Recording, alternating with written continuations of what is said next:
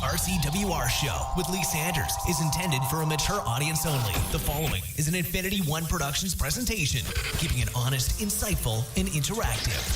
Covering the latest in wrestling and beyond since 2011. You're listening to the RCWR show. Now, your host, live from the nation's capital in Washington, D.C., Lee Sanders.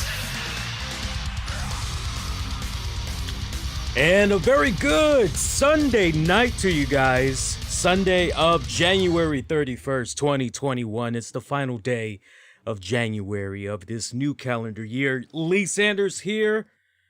You're checking out the RCWR show, covering all things wrestling, entertainment, and beyond since 2011. We're just a couple of minutes removed from the WWE Royal Rumble pay-per-view event. I want to know what you guys had thought about that pay-per-view. So sound off. If you got Twitter, kindly head on over to Twitter at the RCWR show and cast your votes that way. Let me know what you had thought about the pay-per-view event. I can tell you so far, looking at some of our polling results, we did poll our own respective followers on Twitter, and right now we've got 80% that's giving the pay-per-view a thumbs up, 20% giving the pay-per-view a thumbs down. We put that same poll out there to WWE's respected followers on the official Twitter handle, and 33% are giving it a thumbs down, while 67% giving it a thumbs up. So sound off. Let me know what you think. Had thought about the pay-per-view. And look, I had asked you guys, I put the poll up, I want to say if it was maybe yesterday or the day before.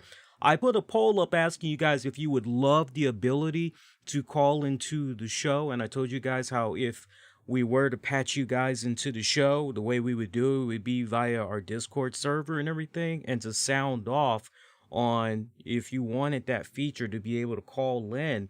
And majority said, hey, we would actually like the ability to call in. It was damn near a tie. I got to be honest with you. It really was a tie. 50% just wanted to kick back and enjoy the post show, just me talking about the pay-per-view event. But then there was 50% of you that said, no, you know what? I actually wouldn't mind the ability to call into the show via Discord. So it's funny. So I was talking to my girl about it. I said, what do we do here? What do we do here? How do we handle this? Because we've got 50% here, 50% there. And I think if anything, there might have been maybe one extra vote that came in right as I was tallying. There was one extra vote that came in that said, I'd like the ability to call into the show. So my girl was like, well, why not just do both? Just go ahead and hook up both. So this is how we're going to do it. I'm definitely going to talk about the post show, talk about the pay-per-view and everything. Those of you that want to call into the show and sound off about what you thought about the pay-per-view, let me know. You can do that by commenting right now. We're streaming on Twitch, Periscope, where else? Twitter. We're also streaming on YouTube live right now. So I'll see your comments as it's coming in if you want that ability to call in. And that way I kind of have a mental note and we can try to get you patched in as soon as possible, okay? Hopefully you guys got the Discord and all that ready to go so that once I see, I want to call in, you'll be ready to go and everything. But overall, look, for me personally, I enjoyed this pay-per-view. Come on, man, as long as I've been doing this show since 2011, I've always told you guys, and I've been very consistent about it, one of my favorite pay-per-views out of the entire calendar year from the WWE, hands down, the Royal Rumble. Look, I'm still on that high from when we saw Edge make his shocking return.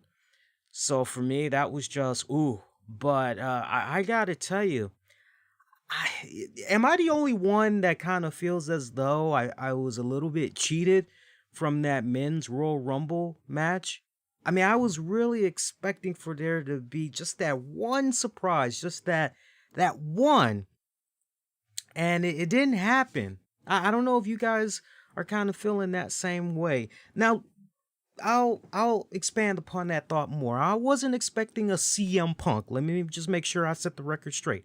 I wasn't thinking along those lines. But for me, especially if you were here what was it? What was it? We were last here Friday night. We were here on Friday night after Smackdown went off the air. Great deluxe edition of the RCWR show we did. Check it out if you guys didn't check it out. Check it out when you get a chance. And a lot of the names that we had went over, I told you guys, okay, well, it'd be kind of cool if maybe this person popped up. You know what? It'd be kind of cool if maybe this guy had popped up, or how about this? And just to kind of, I still have my notes from Friday night. All right, I usually take my dear sweet time deleting my notes. But for the men's side of the Royal Rumble, these are some of the names that I was expecting. Because remember, most of those slots was filled up. Remember that. So here's what I had said. How about Brock Lesnar? How about Jinder Mahal? How about Aleister Black? And then if you guys remember, I put Bray Wyatt in there, but then I came back a couple of minutes later and I said, do you really want to waste a Bray Wyatt returning at the Rumble when he's not going to win it most likely? That's a waste of, hey, look, new prettied up, dialed up version of Bray Wyatt. Hey, thanks for coming, Bray. It doesn't make sense. And remember, that's the argument I made. I said, no, let's go ahead, take his name out of it. So again, we stuck with Brock Lesnar, Jinder Mahal, Aleister Black, Goldberg. I told you guys, I went Lee Stradamus there. I said, don't be surprised if maybe we see Goldberg enter it. And the way I was kind of looking at things, Goldberg, recent interviews, been very vocal about wanting to get that match with Roman Reigns. That's been one of the matches he has just been foaming at the mouth about. I'm thinking, well, how can you get Goldberg to that point? Because it's not really going to make that much sense in storyline. If Goldberg gets his ass handed to him by McIntyre, then what? Goldberg is just supposed to be gone for a couple of weeks, couple of months. We don't see him for a while. And then all of a sudden, road to WrestleMania time, as it draws closer and closer, that's when he gets in the face of Roman Reigns. Is that really? So I kind of looked at things and said, well, no, maybe we can kind of slide him in this way. So I went Lee Stradamus there. So I slid Goldberg in there. Keith Lee, slid him in there. Karrion Kross, slid him in there. Shelton Benjamin, Cedric Alexander. I put both of those guys in there. Now, I'm not going to go all long-winded again on Shelton Benjamin and Cedric Alexander. Just go back to the Friday show. Just check out the portion in particular when we were going over the predictions. And there was a nice little backdrop story that I put particularly for Shelton and Cedric Alexander being in there. So the fact that none of these guys, with the exception, is there any exception? No, there's not even an exception. None of those guys I had mentioned were here on the Rumble. So I got to tell you, seeing those names not appear and then just kind of looking for that one surprising factor from the Rumble for the men's side, just for the men's side, we didn't get that. So I was a little bit disappointed, but overall it was still a good Royal Rumble. Overall, look, Edge, winning it. I mean, that's just crazy. When you stop in and you think about it. Look, do I feel it's the right move that we're going with Edge as the Royal Rumble winner this go round? I'm okay with it. Me personally, just looking at the list of names, personally, I felt it was either going to come down to Edge, Goldberg. I'm trying to think what was the third name I put out there for you guys. I might have actually said Brock Lesnar. Shout out to those of you that were with me on Friday night when we were doing the show. Refresh my memory. But I believe that was the list. Was it not? Let me know if that's wrong. But I believe the names I homed in on that could win the whole thing for the men's side was Brock Lesnar, Goldberg, or Edge. It was one of those three names I was leaning towards. So the fact that Edge is actually the one that got it done tonight, you know what? I'm okay with that. And I still can't help but feel, damn, what would have happened there had Edge not got injured? And he was in the middle of a pretty decent storyline there with Randy Orton and all that. What would have happened there? How would things have mapped out? Will we have seen Randy Orton become a world heavyweight champion and a healthy Edge just taking some time away, spend it with his family? Would it came back? And, you just can't help but wonder, what the original blueprint was. Was Randy Orton going to hold on to that title just long enough until Edge came back? Then those guys feud at WrestleMania. Is that maybe how things would have gone down? You can't really help but wonder how that would have panned out, But Edge winning it this year, I don't have a problem with it whatsoever. I am still on that magic carpet ride of I still can't believe Edge is back. Happy that the man is back. I want to see him go out on his own respected terms. And I guess we can kind of open up just by talking about that men's Royal Rumble, by the way. But, I don't want to be all long-winded with, this spot happened. I don't want to be long-winded like that because this pay-per-view began at what? This pay-per-view technically began at 6 a.m. I wish it was 6 a.m. No, technically this pay-per-view began at 6 p.m. on the East Coast, and it went off, what, guys, about maybe 10:45? No, about 10:50-ish to about 10:50-ish on the East Coast. So, for me, yeah, bit of a long pay-per-view there. So, but no, Edge winning it, I actually was okay with it. Who isn't still on that cloud nine there of Edge coming back? Here's a guy we thought we would never, ever, ever see again. And he shocked us like a mofo. Did he not? I mean, he shocked us like a mofo, and we're like, what? I mean, he's actually back. Like, he's here. So I want to see what a healthy Edge can do this go round. Now when you look at the grander scope of things, which champion is Edge maybe going to be coming after? I'll come back to that in a hot second there. But your participants for those, look, guys, you don't need to spam out and be like, who won this? Who won that? Who won this? Who won that? If you want the instant gratification right now, my biggest piece of advice to you would be just go to your favorite wrestling news site, or you can just do a Wikipedia and you can just go that way. That's not, I wish I would just come on here. This person won, this person won, this person won, this person won. Well, good night, folks. Take care. Subscribe. No, that's just lazy as fuck. We're not operating that way. All right, your men's Royal Rumble match. Took some notes here. These were your participants. Edge, and in the exact order in which these guys came out, by the way. Edge, Randy Orton, Sami Zayn, Mustafa Ali, Jeff Hardy, Dolph Ziggler, Shinsuke Nakamura, Carlito. Now, let me pause on that one.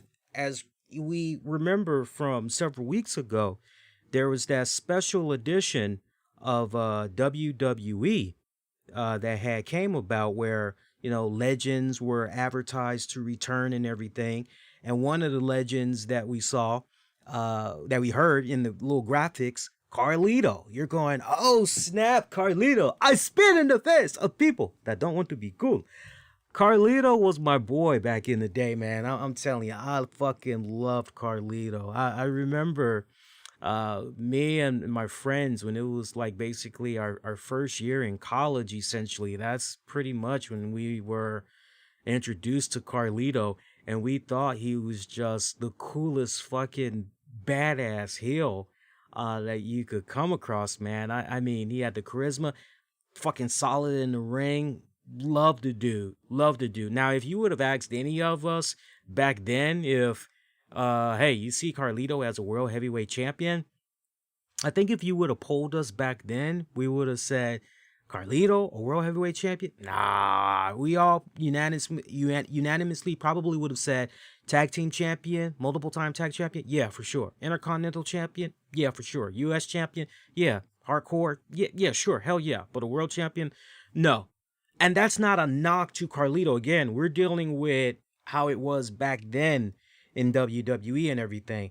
It's not a knock to Carlito. It's just dealing with the jam-packed fucking all-star roster that they had back then and just kind of, okay? So, Carlito, though, was always one of those guys that I felt, you know what? Give this man a really good story arc. He's deserving of it. He's proven time and time and time and time again that he can carry that load. You can trust this guy. You can trust him. The same way, think about it, put it to you this way. The same way that WWE time and a time again over the years has gone to Miz when it's counted the most. There are those special moments there where Miz, you get him with the right opponent, the right segment where him and his opponent are just, hey, don't even worry about time. Don't even worry about, you just go out there, shoot the shit, just shoot from the hip, do something memorable. And those times when Miz has been given an opportunity, he's pretty much been able to go out there and hit a home run. I've always felt that Carlito was one of those respected guys. I still remember when he got paired up with Tori Wilson. And remember the name Tori Wilson there for a minute there. But I still remember when he got paired up with Tori Wilson. Wait, guys. Was it Tori Wilson or was it Stacy Keibler? It feels like it was Tori Wilson. Let me know in the chat. My mind's kind of cobwebby right now. But it felt like it was Tori Wilson. But I remember reading in the interviews later on after that whole thing went down, Carlito apparently did not like. I see JJ saying, "Oh, Carlito was my childhood." I ain't say Carlito was my childhood. You remember I was in college by the time Carlito came around, first year in college. So it's childhood. Nah, we pretty much going into young adulthood at that point. No, but to anybody, if you remember, was it Tori Wilson that Carlito was teamed up with, or was it Stacy Keibler? Felt like it was Tori Wilson. But my point, interviews after that, it was revealed that Carlito apparently did not like being paired up, particularly with a female. He felt that was essentially beneath him. He felt that he was better than that, and that seemed to have been kind of a revolving theme that you had heard off and on over the years during the time Carlito was there in the WWE. I know a lot of cats, younger cats, probably saw Carlito tonight like, who the fuck is that guy? For a guy that's 41 years of age, the man, best freaking shape I've seen him in. And look, not for nothing, I've been able to keep little tabs here and there on what Carlito has been doing. So for me, I've always known he's been a bulky guy. I've always known he's been bulked up for some years now. He has been bulked up for some years now. But to see it because at the same time, I haven't gone out of my way to see Carlito in some of the matches that's been happening with him overseas, internationally, and all that. So for those of you that's been wondering what's Carlito been up to all this time, and you're not been keeping track of the independents, you don't follow the independents, he's pretty much been active the entire freaking time. Believe it or not, he's been active the entire freaking time. But you see that guy and the way he came out tonight, you're like, whoa, hold up. Who the hell is that? This dude is jacked. Like, I don't know. Who is this dude? And I appreciated Michael Cole giving Carlito a lot of props for how he was looking there physically. 10 years, we have not seen Carlito in the WWE ring. Remember, Carlito, one of the last times we saw Carlito as far as somewhat in the WWE universe, it came to when his dad was being inducted in the WWE Hall of Fame.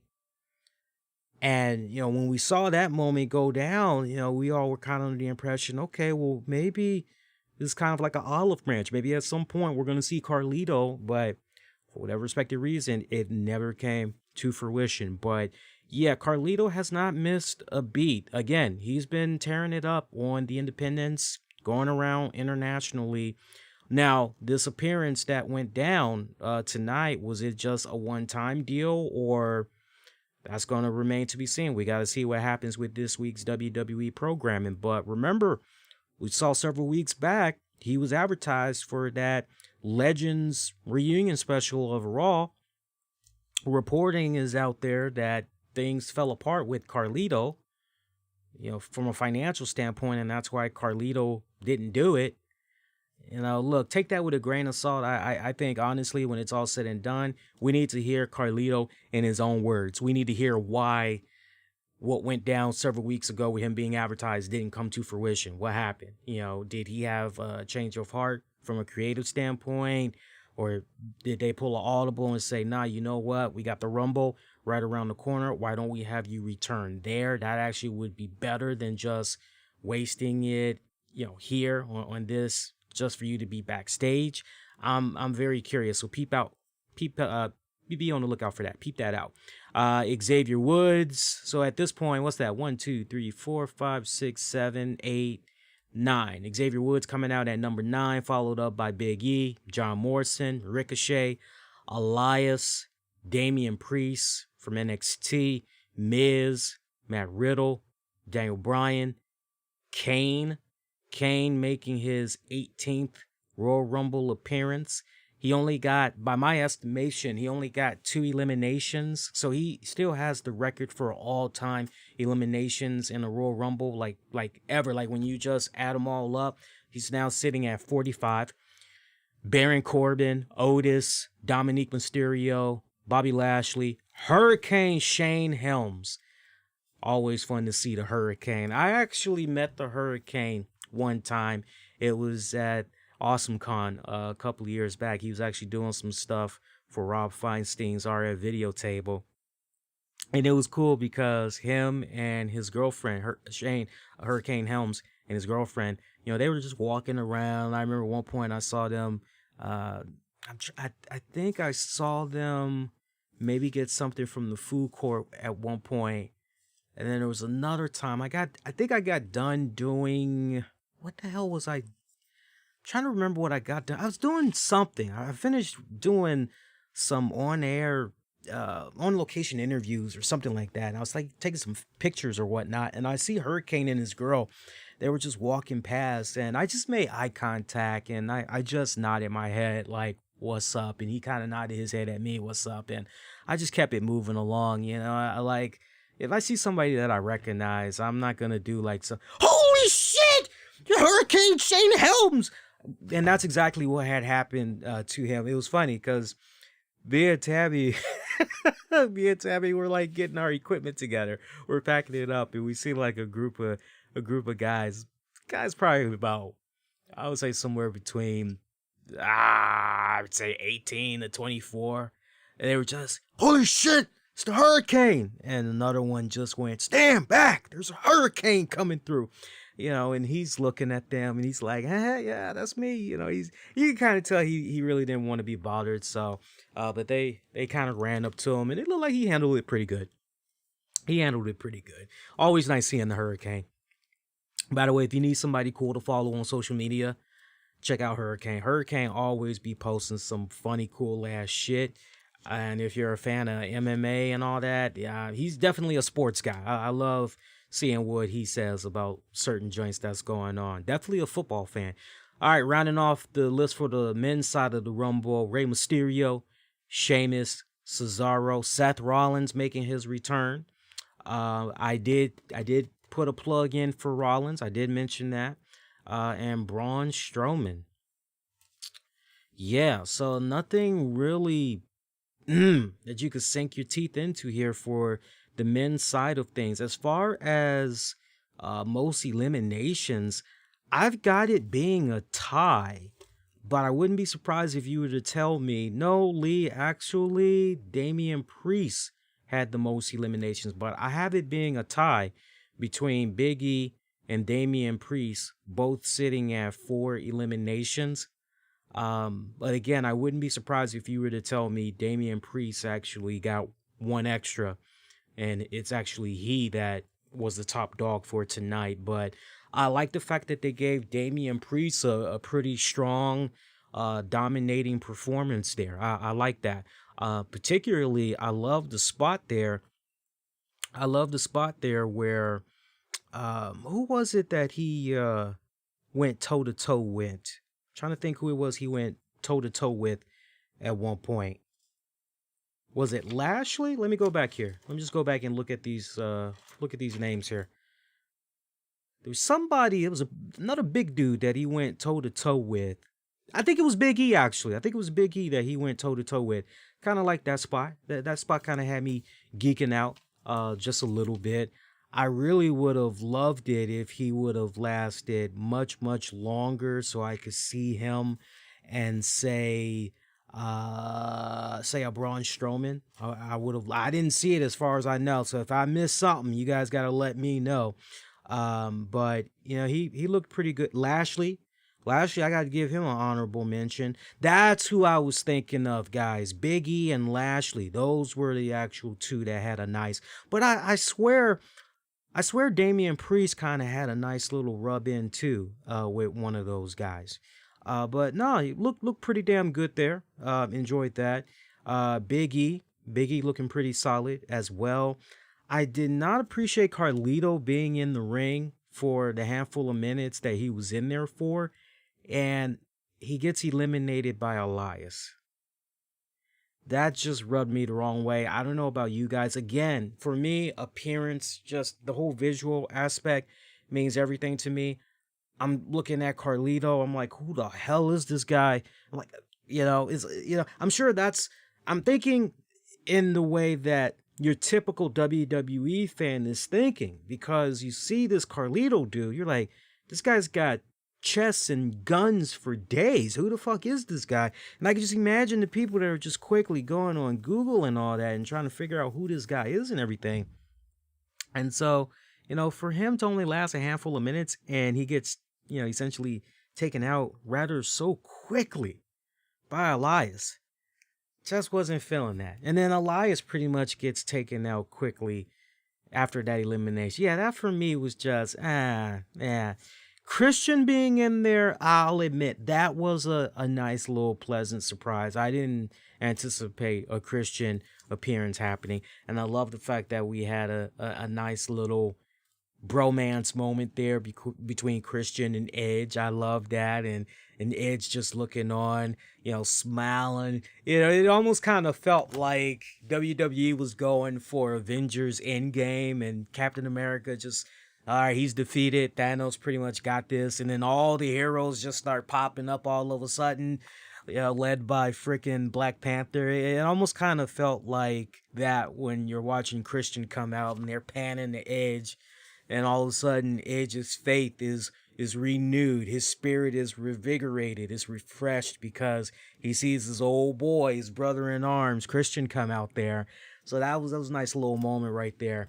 They had a nice opportunity to hug it out. Matt Riddle realizes something cool's going on, thinking he's going to be able to get in on the magic, maybe do those of you with flash photography, right? Nah, they pretty much ganged up on Matt Riddle. Hey, poor Riddle. That kid just could not catch a break. Just thinking if there was anything else that was noteworthy from the men's side of the Rumble. Nothing really noteworthy that comes to my mind. If there's something you want me to elaborate on for a couple of minutes, let me know. But in the end, your final four, so we thought, came down to Seth Rollins, Edge, Christian, Braun Strowman. And you're looking at this, you're going, okay, Edge is really looking like the one that's probably going to get this. But then again, Braun Strowman literally just popped up on Friday Night Smackdown. So at this point, you're going Edge, Strowman, Edge, Strowman, Edge, Strowman.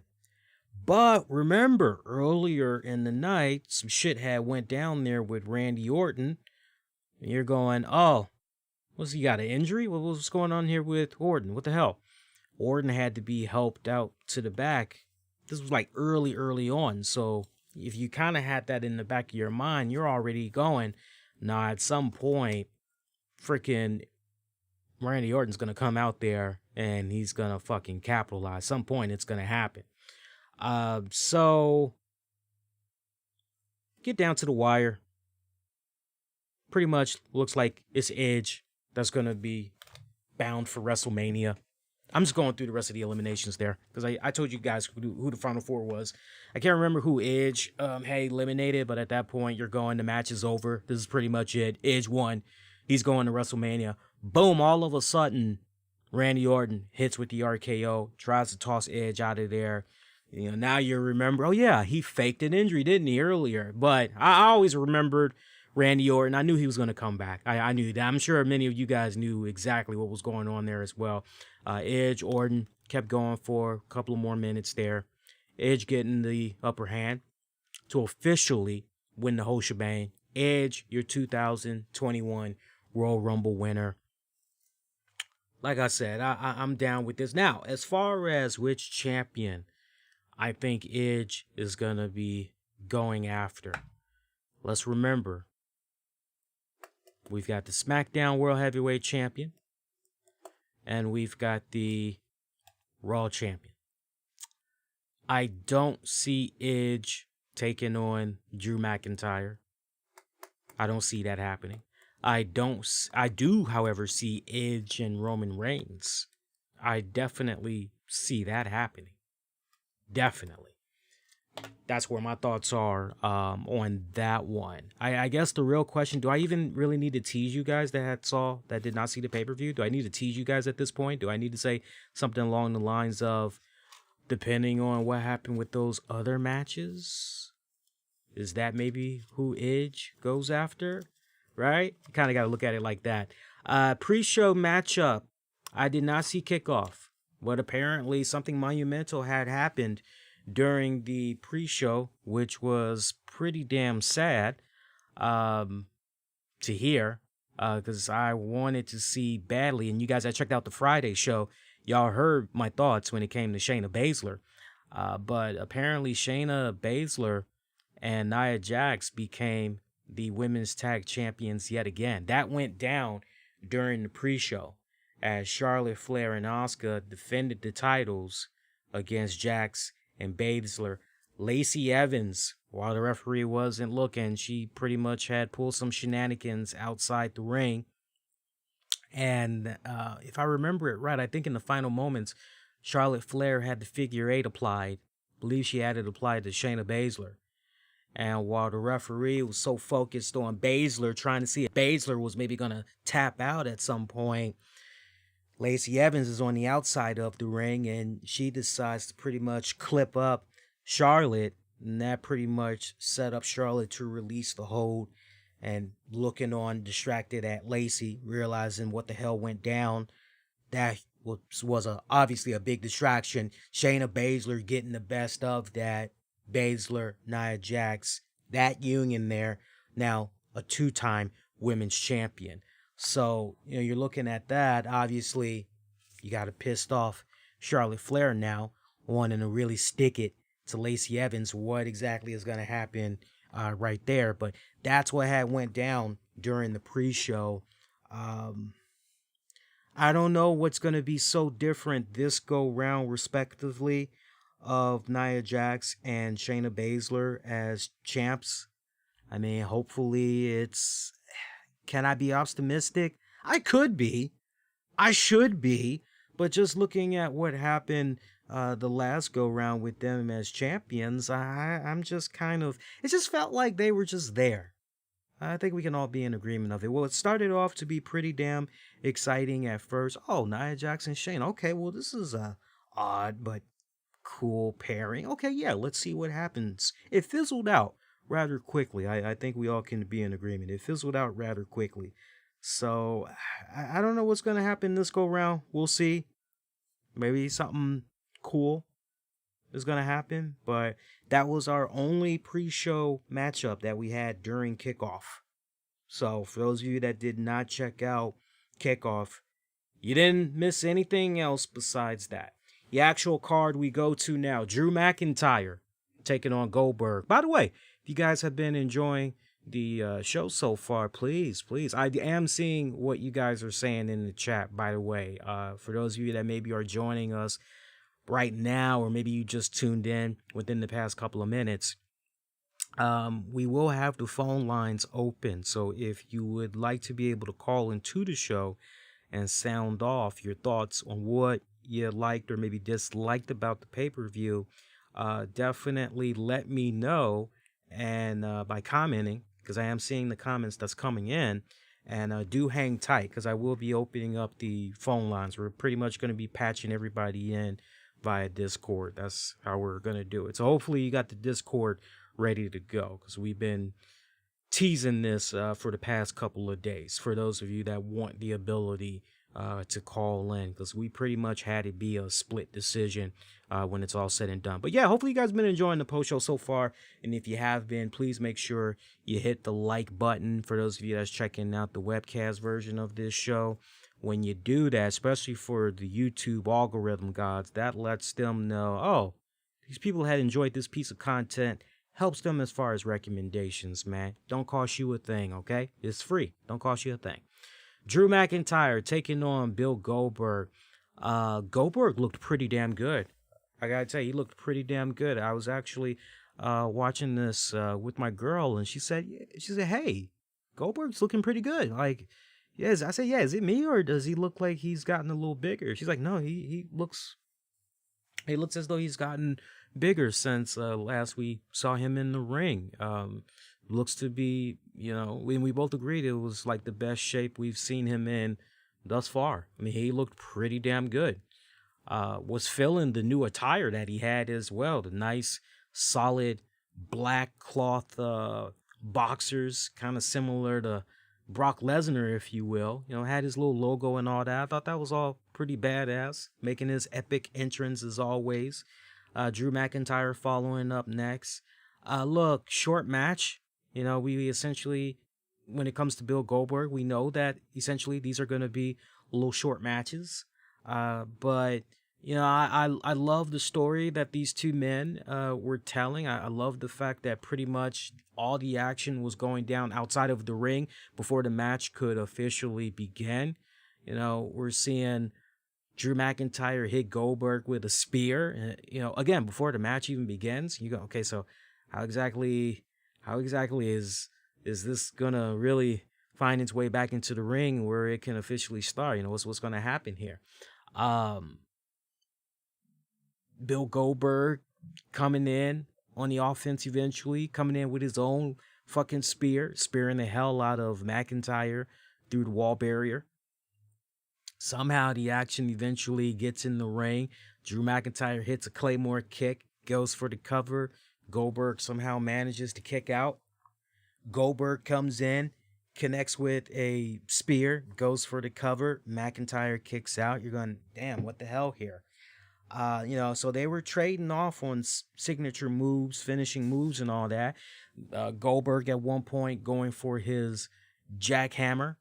You're going, okay, all right, well, shit, we've seen many a men be defeated by that jackhammer. Many times Goldberg has won a championship with that trademark jackhammer. Surely this go round, Lady Luck is going to strike big time here for Goldberg. If you were rooting for Goldberg after he hit that jackhammer, he goes in for the cover. 1, 2, 3. No. Only 1 and 2. McIntyre coming in. You knew sooner or later something was going to go down there with McIntyre. You knew if he hit that Claymore kick one more time, that for sure had to do it. And sure enough, that's what did it. Get the 1, get the 2, get the 3. Drew McIntyre still your WWE Universal Champion. Actually, no, you're WWE Champion. Still your WWE Champion. Good for what it was worth, I mean, look, we already know that when it comes to Bill Goldberg, we're not going to really be getting that much. This ain't going to be no 15-minute match. No, we know we're going to get at most, if we're lucky, we're going to get maybe a 5 or 7-minute match, and that's pretty much going to be it. Goldberg, thanks for coming. Post-match, Goldberg being real classy, being a really good sport, showing great humility in his defeat, shaking the hand of Drew McIntyre, raising his hand up high, letting it be known, this is the man. He is the man. He's the champ. All right. Gracious in his defeat. Okay, cool. It was what it was. I know a lot of people were shitting on this. It was so funny too, because a lot of people were under the impression It was crazy. Like, as soon as we saw Goldberg come back, so many people were just going, Goldberg's going to automatically win this. You could not convince people otherwise. Everybody was just, Goldberg's got this. I never at one point was convinced that Goldberg was ever going to defeat Drew McIntyre. My whole thing was Drew has been just that good, steady hand this far for the company. You know, leading them through a fucking pandemic. And now, so close to WrestleMania, all of a sudden, McIntyre is just gonna drop the title. You really, when you stop and think about it, you really have to take a step back and you really got to think about what type of message that sends to the WWE fans, what type of message that sends to the roster, particularly the Keith Lees, the Damian Priests, you understand what I'm saying? You got to think about those names. Think of your favorite male superstars that are coming up through the NXT ranks that you would eventually like to see on the main roster, or that's already on the main roster, but you know, you're waiting patiently to see them eventually perhaps become a world champion and everything. You know, just imagine the type of message that's sent out if you would have had Goldberg go over Drew McIntyre here. Just really stop and think about that. And I shouldn't have to elaborate anymore on that point, because you guys, for the most part, are an older group of wrestling fans based on the metrics, right? Like 18 and up, basically. So you guys know. So yeah, no, that for me, there was just no way on this night that McIntyre was gonna ever. I never, ever even considered. For me, I just looked at this as, all right, WWE's got to sell the hell out of Royal Rumble. You got to get a marquee name in there, especially now that you don't have Undertaker. Lord only knows what's going on with Triple H there. You know, Triple H, I mean, it can go either way with Triple H. So there's only but so many legends at this point that you can pull. So, you know, just the whole nostalgia, bringing in those old school fans from back in the day. Bill Goldberg still going there? Oh shit, yeah, I gotta check this out because Goldberg, blah blah blah blah blah, Goldberg, gotta check it out. So now, I will say this. I would at some point like to see Roman Reigns and Goldberg main event for the title. I would at some point like to see that. I don't know if I'm going to get my wish at WrestleMania. I'll have to wait and see about that. But, yeah, I know everybody's likes to rip on Bill Goldberg and everything. My whole thing is this. The only thing I ultimately care about when it comes to Goldberg, I want him to show up, and to his credit, he's training. That's great. Train. Do what you can. Do the very best you can. You know, he's already admitted that as old as he is, it's very hard for him because he has to work 3 times as hard just to maintain the physique that he's able to maintain when it comes to doing the in-ring stuff and all that. That's good and everything. Do your best to make sure you're not in a position where you blow up way too easy and you're able to go in there, do exactly what you need to do, roll the fuck out, right? I mean, because when you stop and think about it, that's who Bill Goldberg has always been. Bill Goldberg, and you're talking to somebody that now I can say, as far as, you know, growing up and all that, definitely during the Monday Night War, yeah, huge Bill Goldberg fan right here. You know, you're talking to somebody that, yeah, Bill Goldberg doing a 15-minute Broadway match. No, that ain't happening. So from what I saw tonight of Bill Goldberg, you know, there was probably only one area that looked a little bit sloppy on Bill Goldberg's side, and it was actually, and you all know exactly the point I'm talking about, it was when it came time for him to connect with that jackhammer on McIntyre. You know, that kind of looked a little bit, I don't know if the weight of Drew kind of, damn, son, you're big. I don't know if it was kind of one of those type of deals, but I got to do Bill Goldberg voice more often there. I don't know if it was one of those type of deals, but it was just a little bit of sloppiness in there. But he quickly rebounded, you know, midair and everything, making sure Drew landed correctly. But other than that, Bill did okay. And as long as Bill has enough time, do what he needs to do, I think that Bill definitely can deliver more solid matches like what he did tonight. I think the only time we're really going to be hearing great scrutiny of Goldberg is when he's slacking on the training.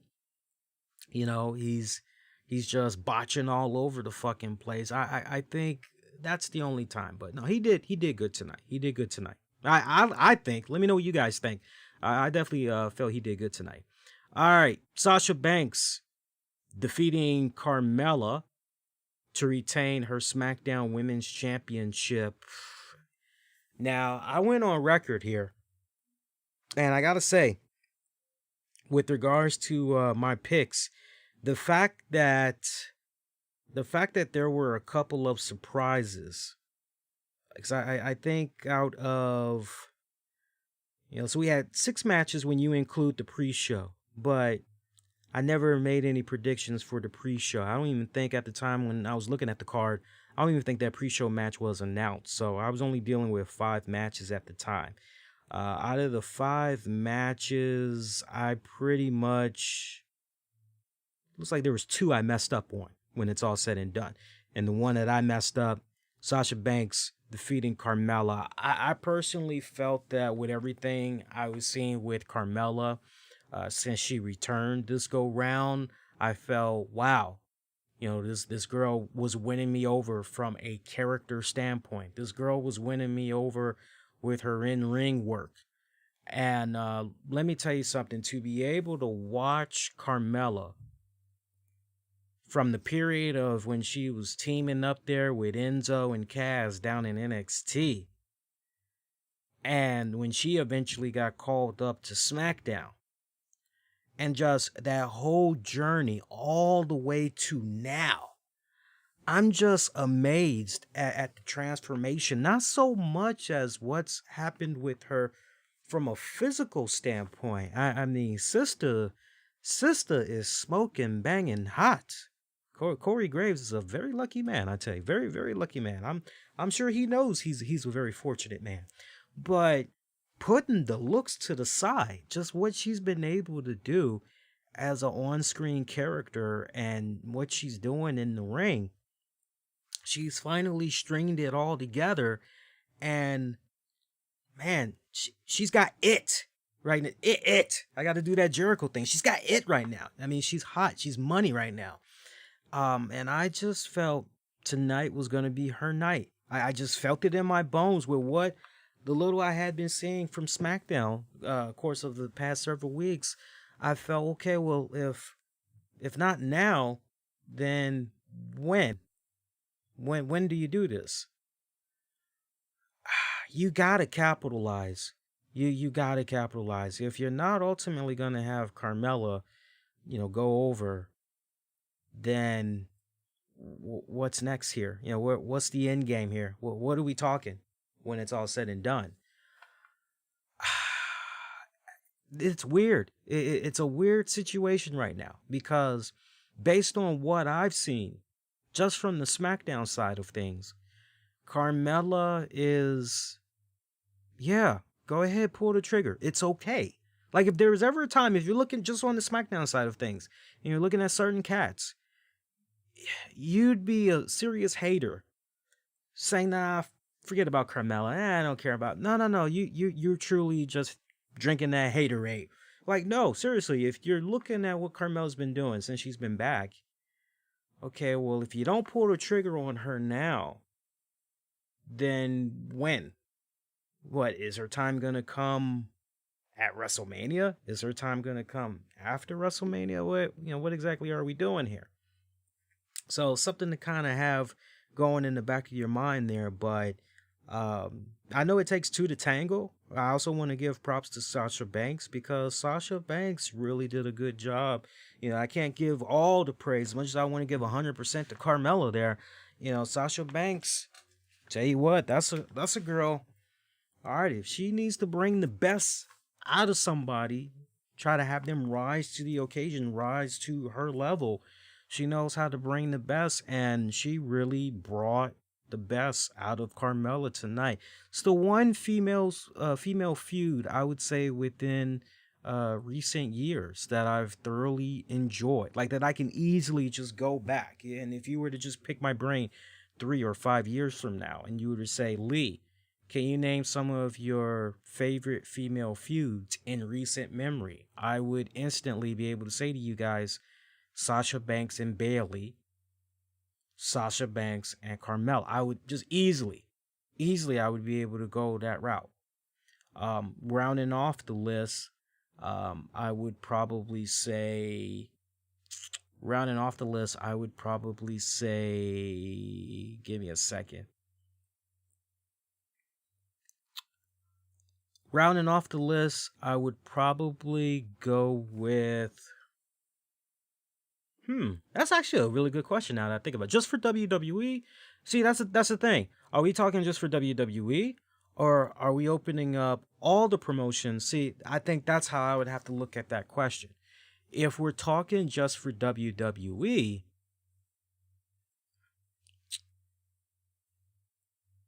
You know, for what it's worth, again, in recent memory, right? For what it's worth, even though it just started, they're continuing to dial it up, and they have me very intrigued. The shit that's going on there with Lacey Evans, Ric Flair, and Charlotte, that definitely has me going, just what exactly are we doing here?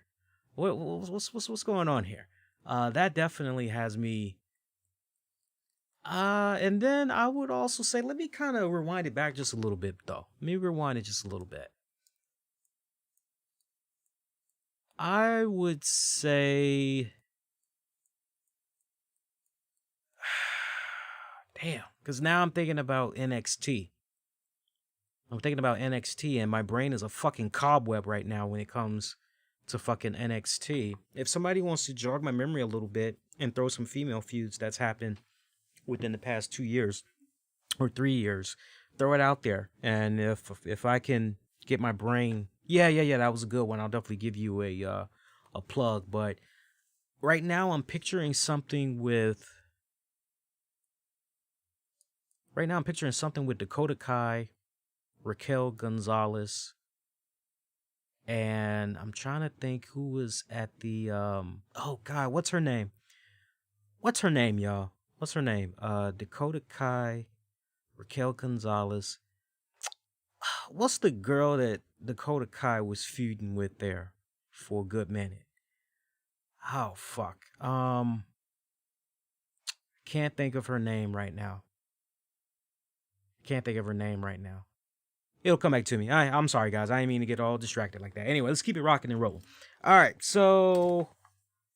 We got any other... I don't think I have anything else to say with regards to Sasha Banks and Carmella there. If you all want me to go in on that one more time, let me know. If something I'm missing, let me know. All right, 30-woman Royal Rumble match. Gives you a chance to face the women's champion at WrestleMania 37. This one went for about 58 minutes, 50 seconds. By the way, the men's Royal Rumble match, that went for about 58 minutes and 30 seconds. Your female participants for this one was as followed. Check this out. And I gotta tell you, for the Rumble matches, I enjoyed the women's more than I did the men. I don't know if that's just the women's wrestling supporter in me or what, but I enjoyed the women's Rumble a lot more than the men's. Bayley, that number one. That followed up by Naomi. Yes, the golden, the glow queen herself, Naomi, making her return. Remember, we hadn't seen Naomi since August 21st of 2020. If you remember that date, that was on an episode of Smackdown. She defeated Bayley in a Beat the Clock challenge. Billie Kay, Shotzi Blackheart from NXT. Very happy to see Shotzi Blackheart. She is one of my fucking favorites. I just love that whole aura, punk acid gothic. I just love all that with her. She's a badass. Definitely. Cool kick ass. Shayna Baszler. Toni Storm. Another girl there from NXT. Hey, anytime we get to see NXT's Toni Storm, we all win, goddammit. We all win. Jillian Hall. Here is somebody that we have not seen in over 10 years. Jillian Hall. I had to do a double take when I saw her. I'm going, is that who I think it is? Like, tell me I didn't just see Jillian fucking Hall. I almost didn't recognize her. What gave her away, because I actually didn't get to see her little Titantron entrance and all that. So for me, what gave her away, I recognized the voice, and then when I got a close-up of the face, even though she had picked up just a little bit of weight, hey, I like my women thick. Ain't nothing wrong with picking up a little bit of thickness. You know, she's gotten thicker. But the voice, and when they did a close-up of the face, is like, oh, Jillian. Like, so that was pretty cool. I don't really have that many fond memories of Jillian Hall, though, sadly. I mean, sure, I remember when she defeated Mickie James to become the Divas champion, but that was nothing to be running down the street, woohoo, you know, because she immediately lost it to Melina afterwards. So, you know, that was kind of, I remember when she was involved in JBL's cabinet. Of course, who doesn't remember, this is really testing you all's memory, but who doesn't remember when the boogeyman had popped up and the weird growth that was on her face and storyline? He pretty much ate that motherfucker off. I mean, he was chewing on it and ripped it off, and yeah, I mean, he ingested it and everything. Tegan Knox, thank you, thank you, Steven. Yeah, Dakota Kai, Raquel Gonzalez, they were feuding there for a good minute with Tegan Knox. I had enjoyed that one. That was pretty solid. But yeah, Jillian Hall. Now, just give you guys a little bit of history, because I know some of you guys probably saw Jillian Hall like, who the fuck? I mean, that's just some of the stuff that happened with Jillian Hall. That's just from a wrestling fan. Like, okay, I could not, and I don't think any wrestling fan could, unless they are just a true diehard historian they got to use for trivia shit, or they actually were a huge fan of Jillian Hall. Find me a fan that can name, that without even looking online, mind you, find me a fan that can name their top 5 Jillian Hall matches when she was in the WWE. You know, that'd be kind of hard to do. And I would bet you that all of those special moments that I just pulled up, that pretty much would mirror everybody else's list. So I mean, you know, not for nothing, but her run in WWE was kind of, you know, for what it was worth.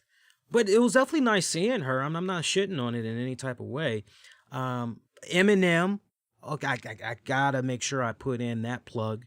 You know, she had that alliance there briefly with Eminem. I definitely want to give a nod to that.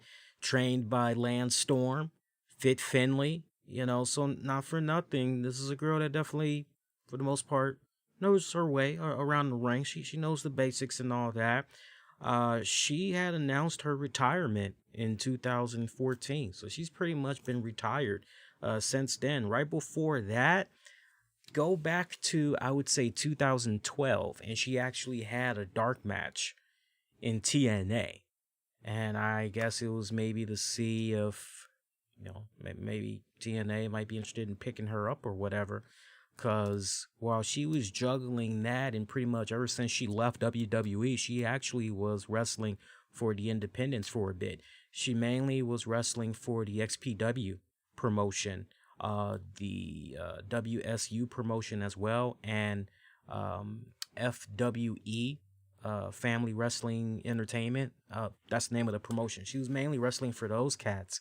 But in 2012, she had a dark match for TNA, and things didn't exactly, you know, for whatever respected reason, it didn't pop to something on a regular basis. However, a year later in 2013, she would appear at TNA's One Night Only event as she wrestled Velvet Sky.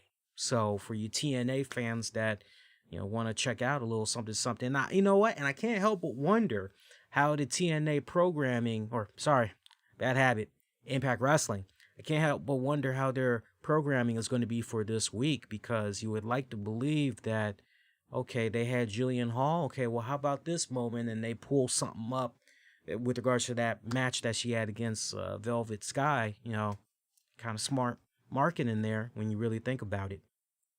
But yeah, that's pretty much what all she's been up to. Like I said, she's pretty much been retired since 2014. I would imagine now there's going to be a renewed, what's the right word? There's going to be a renewed curiosity. I could just imagine the podcasters and everybody else that wants to somehow capitalize, get their 15 minutes of fame interviewing her and everything. By the way, it was nice seeing how when she came out, you had Billie Kay and she's trying to show her freaking photograph and her little portfolio and all that to all of these other women, trying to get them to partner up with her. We see her try to partner up to Shayna Baszler. Shayna Baszler not having any of that shit. Then we see who was? There's like a couple other women. Let me just look at the list here. Let me look. Shotzi. Yeah, Shotzi Blackheart was one of the first women that Billie Kay tried to holler at, and Shotzi damn near took Billie Kay's eye out because she freaking launched one of her little Nerf little rocket missiles from her cannon, little cannon tank at Billie Kay, and it missed her just by a hair.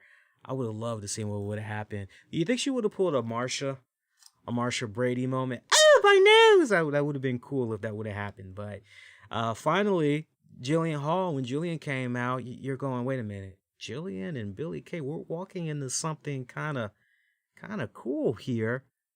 Could it? Will it? And sure enough, they were a brief alliance. Jillian Hall said, sure, what the hell, team up with you? Yeah, let's go in there. And so they were a team for a hot minute there. It showed signs of promise there, but then Peyton Royce would eventually come out. Let's get back to that list, by the way.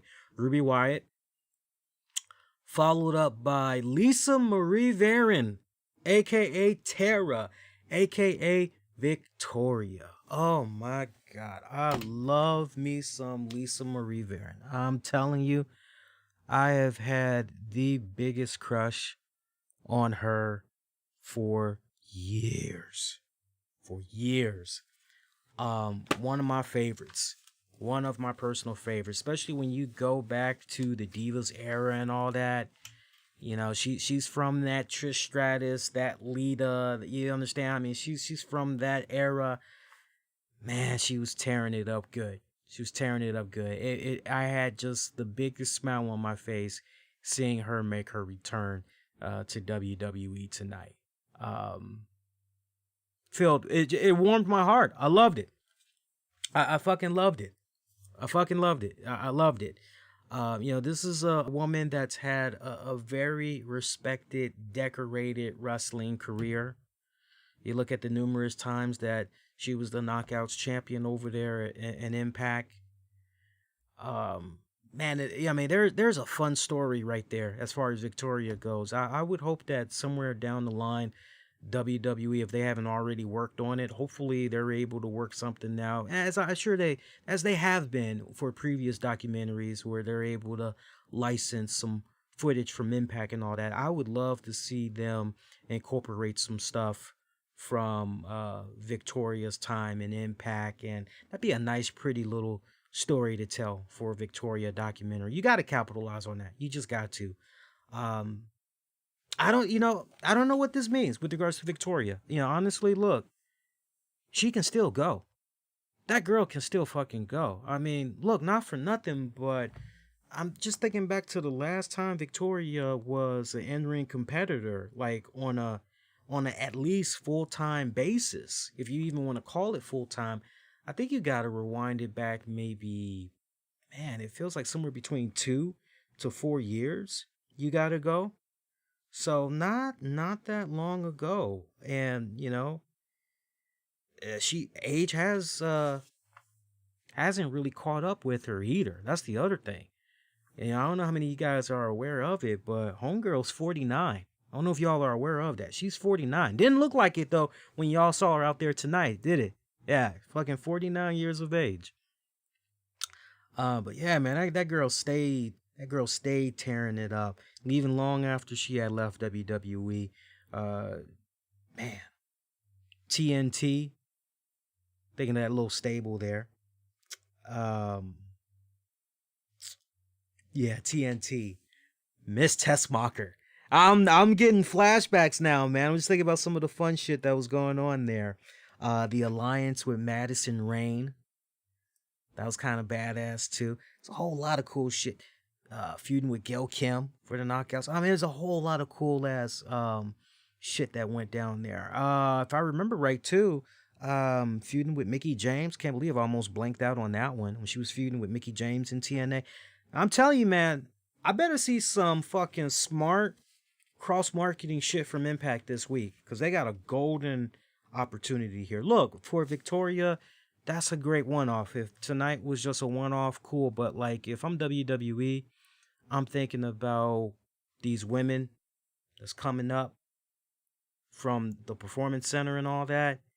We got to have some really good, solid trainers that's showing these women right. And I definitely think that with a woman like Victoria leading the way, you already know eventually you got to somehow have Mickie James be one of your trainers as well. I would love it if Trish could maybe lend a hand, when the kids get a little bit older or whatever. But, and if that's something she would seriously be interested in doing. But you already got Natty. Natty is another one that can definitely start giving back as well. It'd be pretty badass. Peyton Royce, Santana Garrett, NXT. We hadn't seen Santana Garrett in a good minute. Always happy to see Santana Garrett. Missing from this list, no Chelsea Green. I was expecting Chelsea Green to show up. No Chelsea Green. Liv Morgan, Rhea Ripley, Charlotte Flair, Dana Brooke, which by the way had one of the most stupidest spots in this match.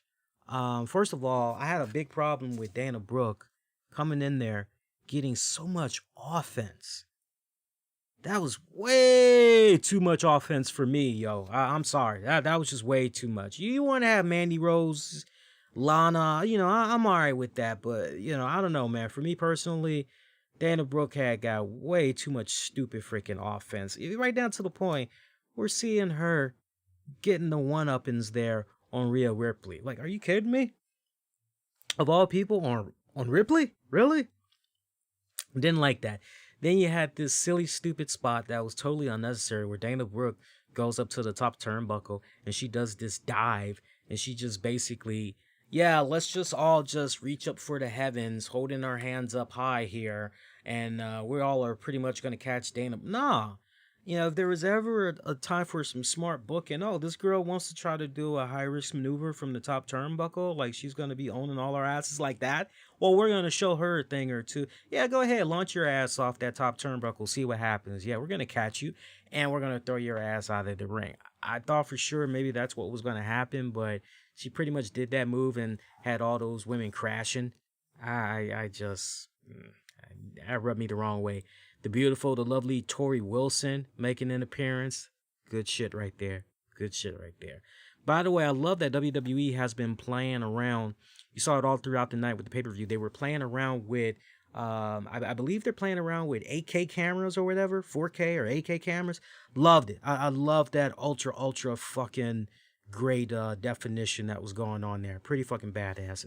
Had it feel more cinematic, yeah? Yeah, more cinematic. That's the right word for it. Let's see. Lacey Evans, Mickie James returning, Nikki Cross, Alicia Fox. That actually was a funny spot. Alicia Fox coming in there.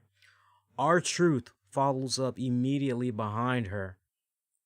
And he's like, Royal Rumble, dog, Royal Rumble. And Alicia Fox is like, this is the women's Royal Rumble. It's not the men's Rumble yet. And R-Truth is kind of like, oh, my bad. Next thing you know, you got a big-ass sea of guys that's chasing after R-Truth. And it was so hilarious because as the guys try to get into the ring, R-Truth is literally grabbing on to Alicia Fox and using her as a fucking battery ram.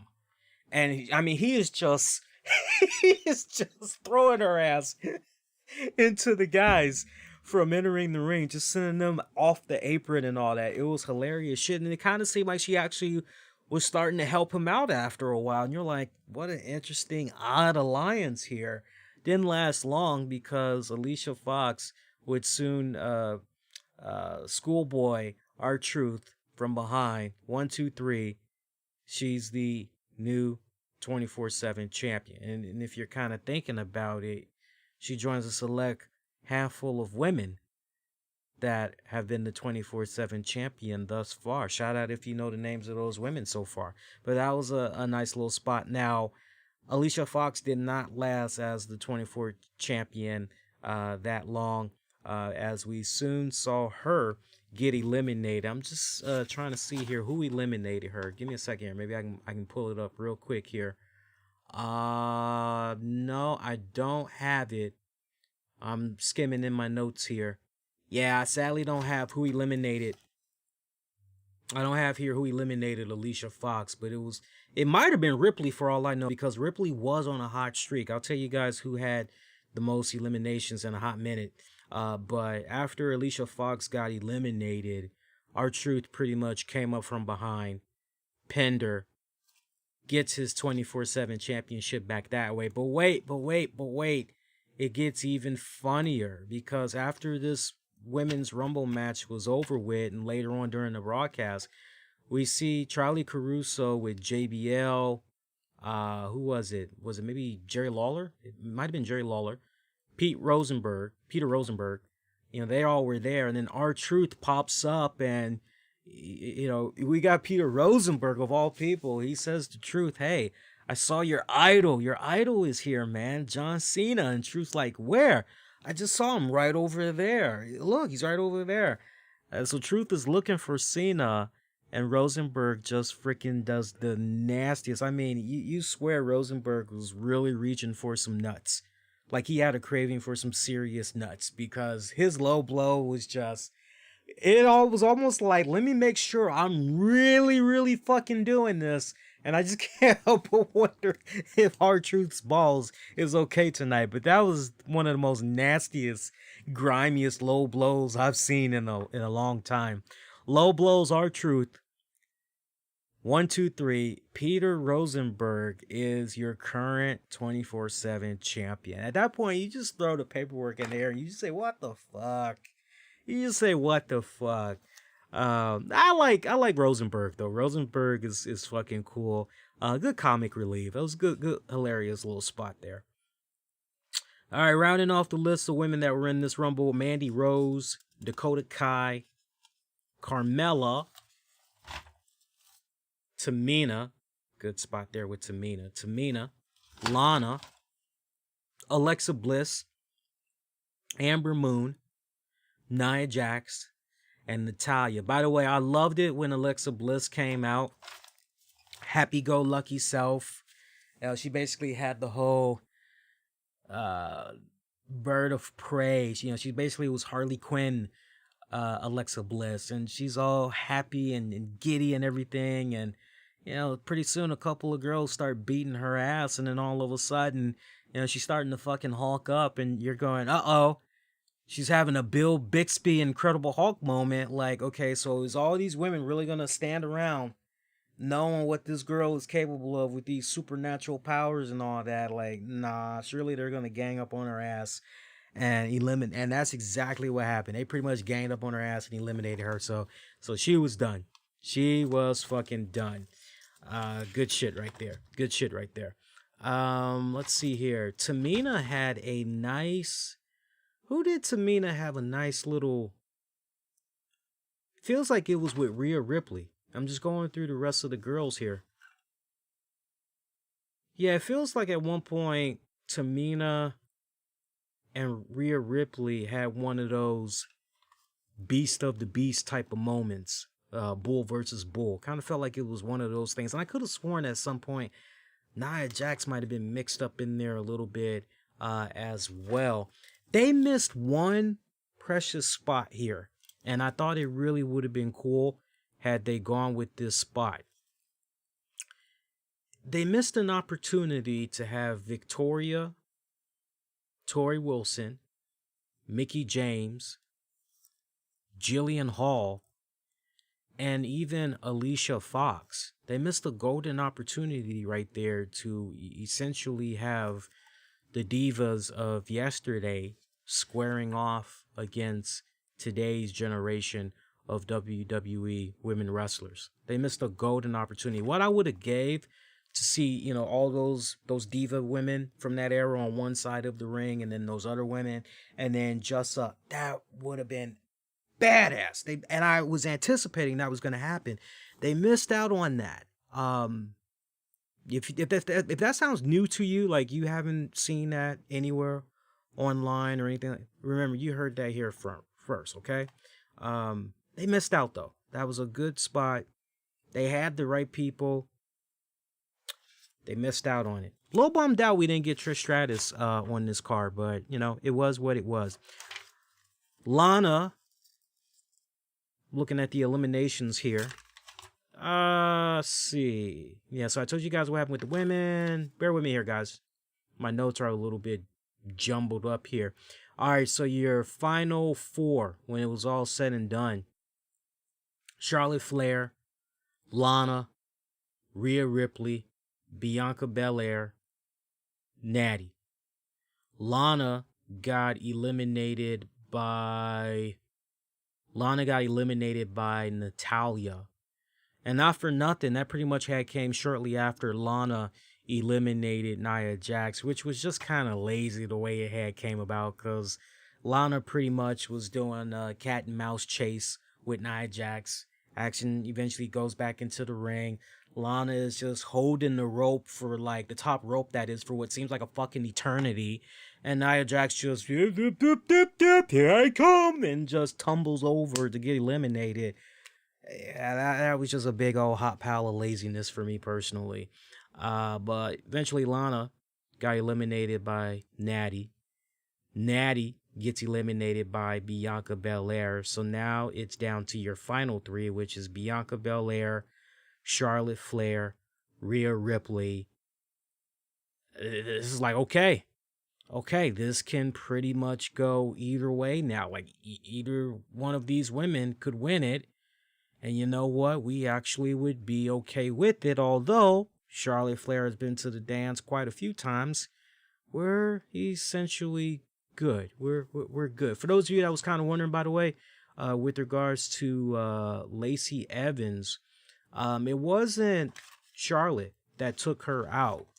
I kind of feel it was actually Rhea Ripley that eliminated Lacey there. By the way, for your eliminations, according to my notes, Rhea Ripley had the most eliminations. I got one of them with an asterisk, though, because I kind of felt as though that was a shared elimination, but I still gave her partial credit.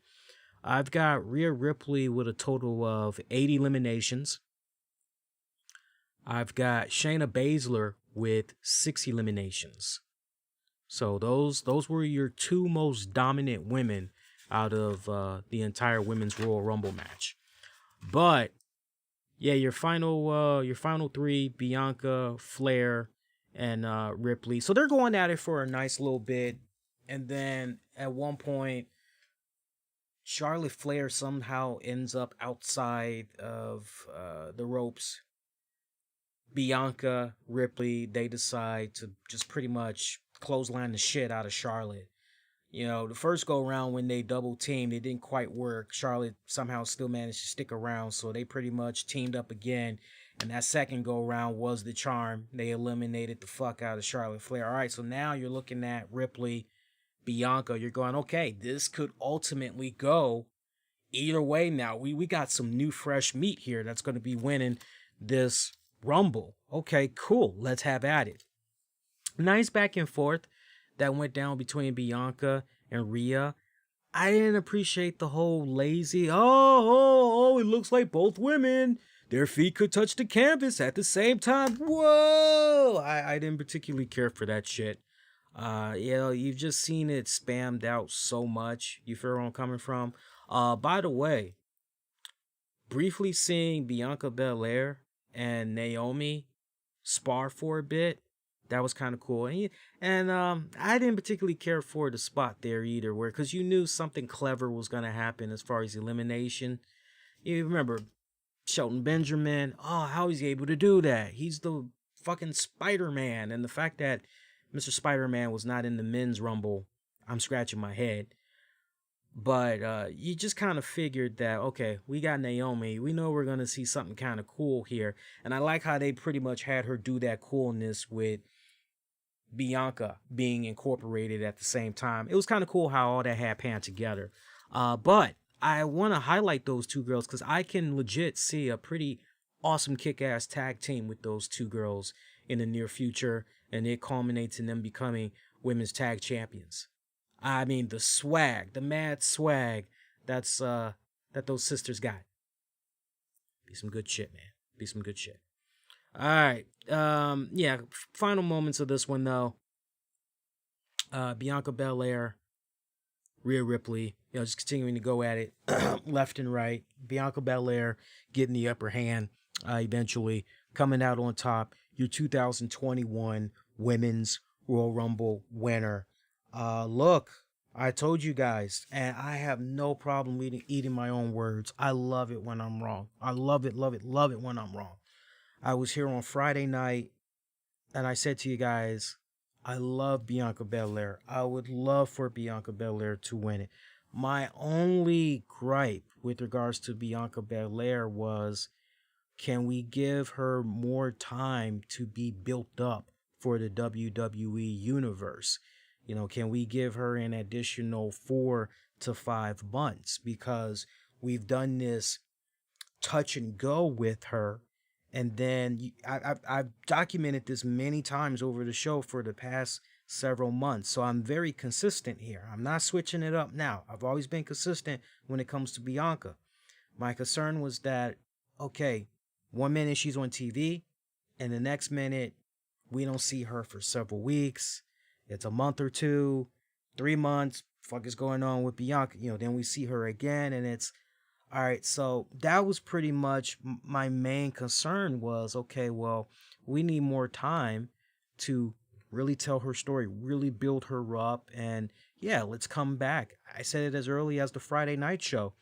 I said, let's come back, 4 or 5 months later. And yeah, that's enough time to really tell the story, build her up, and we could pretty much go from there. But the fact that she is the Women's Royal Rumble winner, that's badass. That's badass.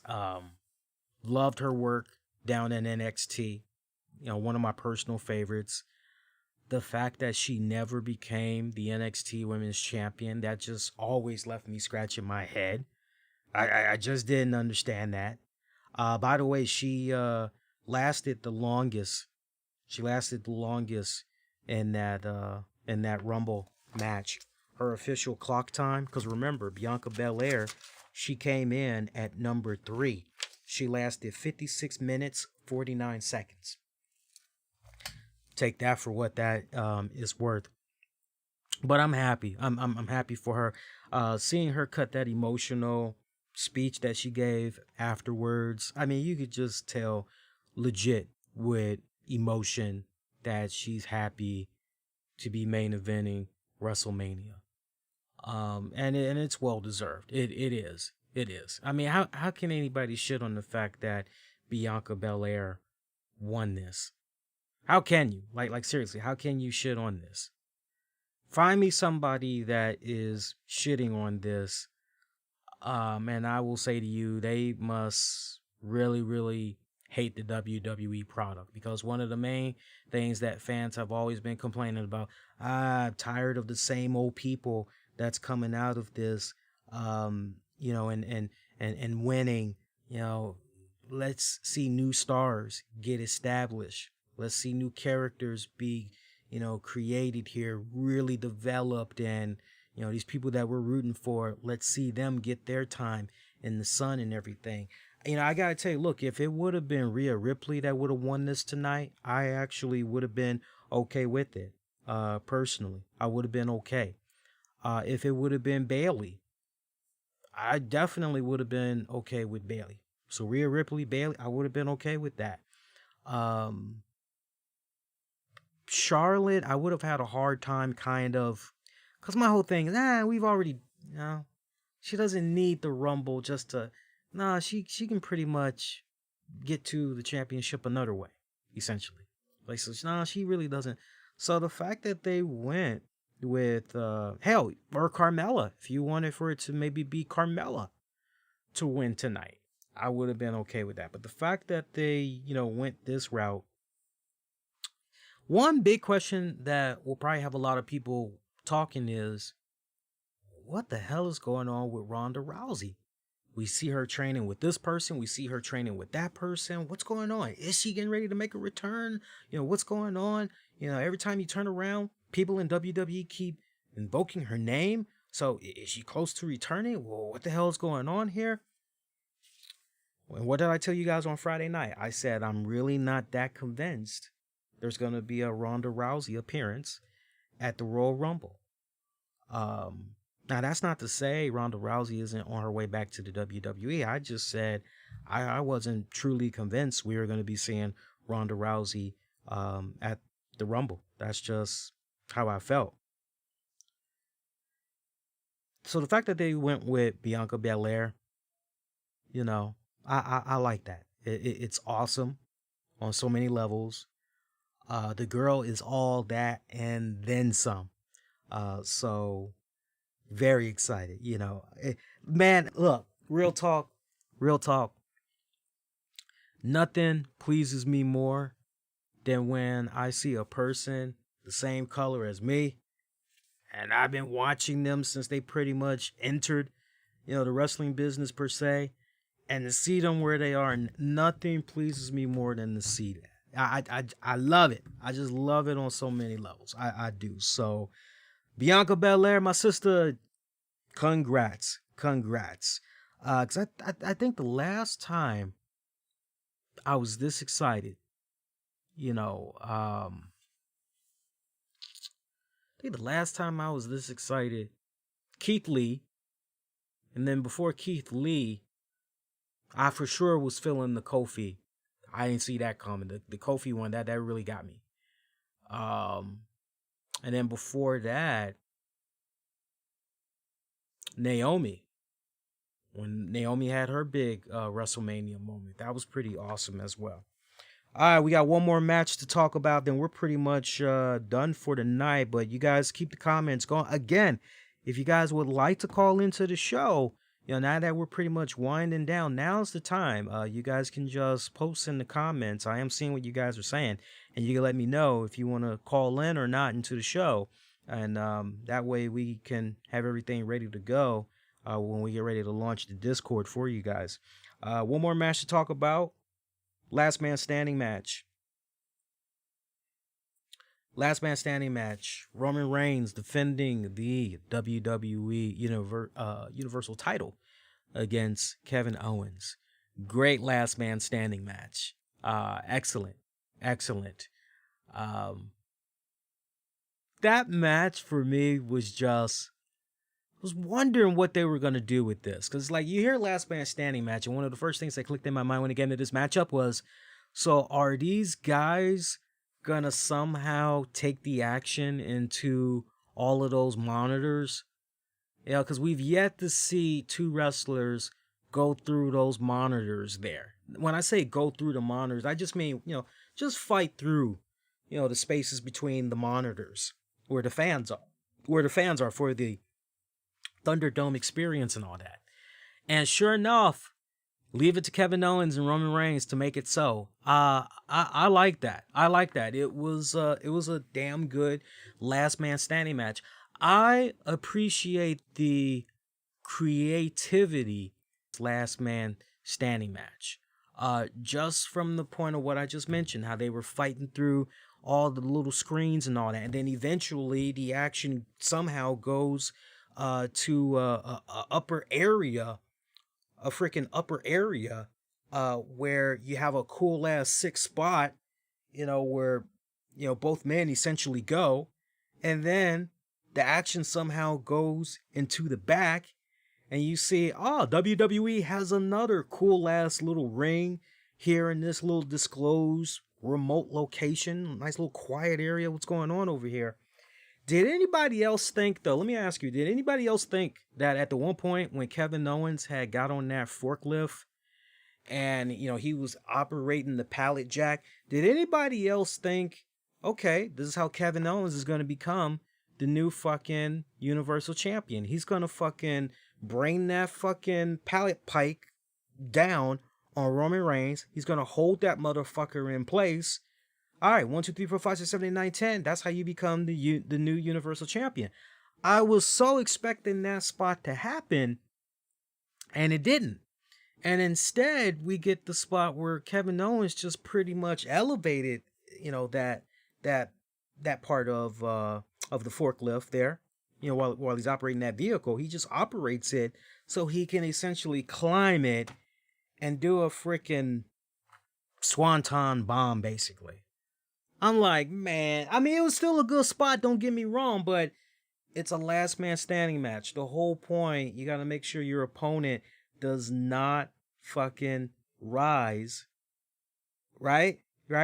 Have them subdued, have them out, have them so that they can't make the 10 count. That's the whole freaking point. So that was really weird for me, seeing that spot. That was really weird for me seeing that.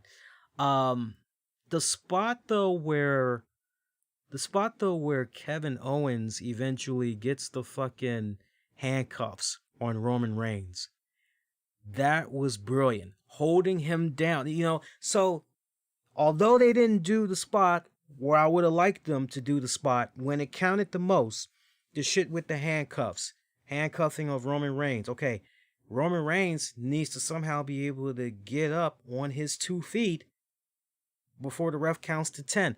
I thought, okay, so what's going to happen here? KO is going to win the title just like this. It's going to happen just like this.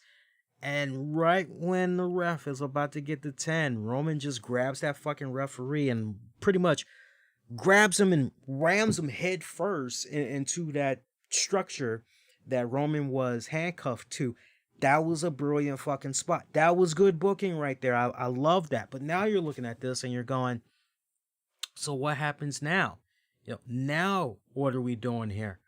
How is Roman gonna use this opportunity to his advantage and somehow, some way, he's able to get it his way. Leave it to the advocate Paul Heyman to come out there. Just happens to have keys. I don't know how he had keys to that exact model. It is what it is. I would have preferred it if Paul Heyman would have came out with a pair of cutters. I would have preferred that. That would have made a little bit more sense. Sorry, I'm a stickler for detail. That's just me. Action continuing on there between Roman, KO. Now I'm trying to think, how did things end there between Roman and KO? Let me just go back to my notes here, and I can actually tell you guys how the finish to that one had went. Hang on here. Yes, there we are. I'm looking at it here. Bear with me here. No. Hang on.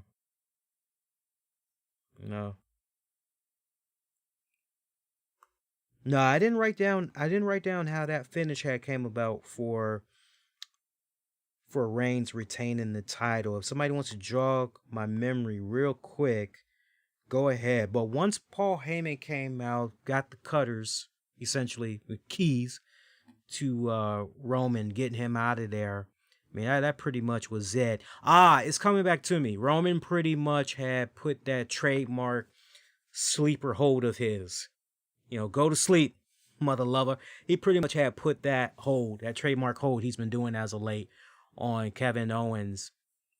And that's how he was able to retain his title. Now, some people may not like the finish to this match.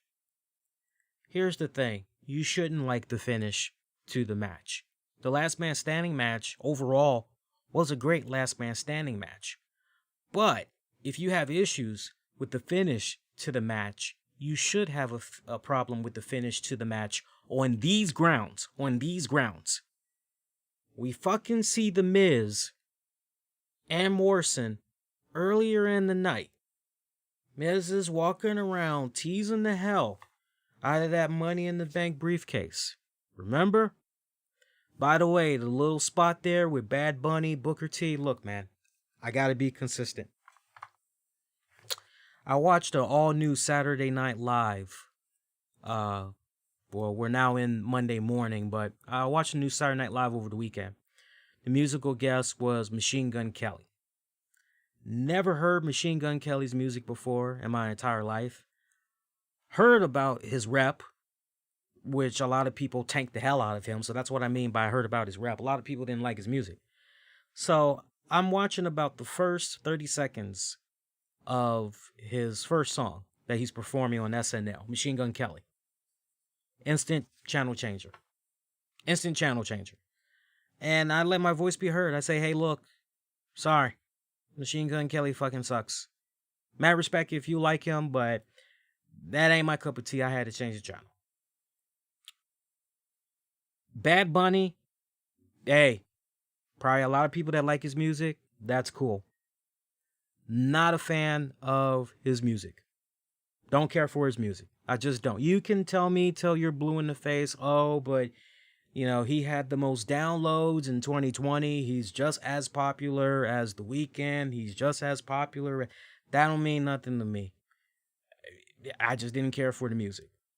You just kind of figured, though, they were going to be doing some type of a spot there with Bad Bunny. And sure enough, they did do a spot with Bad Bunny. Because when it came time for the Men's Royal Rumble, when Miz came out, Miz smashed the hell out of Bad Bunny's sound equipment. You know, his turntable and all that shit. He destroyed the hell out of it. And he went down to the ring. Got in there for a little bit, but then Bad Bunny saw what happened. Bad Bunny didn't even get in the ring. He was just questioning Miz, you know, hey, why'd you guys do what you did? And somehow Miz and Morrison got eliminated at the same time. I can't remember who eliminated both of them at the same time, but to throw more insult to injury, Bad Bunny going up to the top turnbuckle, doing the most scared dive off the top turnbuckle. Good shit. Good shit. I just love. Hey, he's a wrestling fan. I know that much about Bad Bunny. He's a big wrestling fan, so it's nice to see him live out his dream there, if only for one night. Good stuff there. But yeah, you know, you should have a problem with the finish for the Last Man Standing match because Miz is teasing this Money in the Bank briefcase, and yet when it counted the most, Miz did not even try to cash in. So riddle me this. You see what happened with the Drew McIntyre Bill Goldberg match. Okay, you know what? If you want to be smart, you don't want to cash in the money in the storyline. You don't want to cash in the Money in the Bank briefcase because, you know what? Drew's still pretty, you know, he still got plenty of fuel in his tank. Okay, cool. You could have at least had Miz come out there and tease the fact that, hey, Drew, you're essentially still the champion because I just haven't cashed this in yet. Just play the mind games. That would have been nice, but we didn't get that from Miz. So instead, we see Miz and Morrison messing around with Bad Bunny, essentially. Like, okay, great. But then you see the finish to the Last Man Standing match. And essentially, with regards to the finish for the Last Man Standing match, Kevin Owens and Roman Reigns just physically went through such a grueling ass fight. These guys are fucking depleted. If there was ever a time to cash in your Money in the Bank, this is that moment right now. And for whatever respected reason, we don't have... And the commentators and crew, they had set it up. They said that, oh, Miz definitely is likely going to be watching this next match between Roman Reigns and Kevin Owens. And yet, we get no cameo at the end by Miz and Morrison. Fuck Morrison, just Miz.